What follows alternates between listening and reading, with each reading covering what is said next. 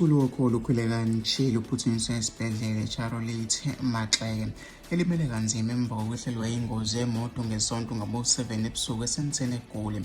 Ukhulekani uthe wehlelwe yilo mshophi ephuma emhlanganweni lapho-ke bekuyolelela khona umucu wakhe omusha futhi-ke bekudingida ngokuthi uzowukhangisa kanjani.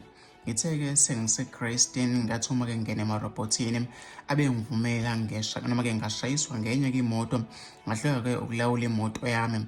Ngaye ngayoshayisa ibhokisi likagesi maqeda imoto yabaphalaza onqenqemeni-ke lomgwaqo.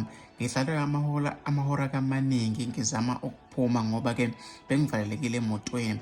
Uqhube wathi ulimale kanzima kangoba-ke uze waphuka ezimbambo nethambo-ke lasesigxalabeni.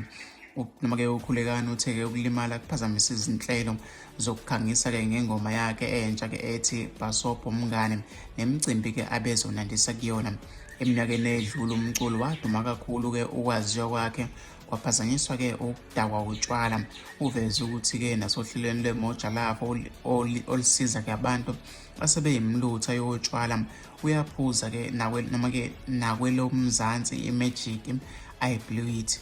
Uphuzo oludakayo lwamenza wagcina-ke esebandakanyeka ezingozini zomgwaqo futhi-ke esewukudla kwejele njengoba-ke manje-ke esezelwe kabusha.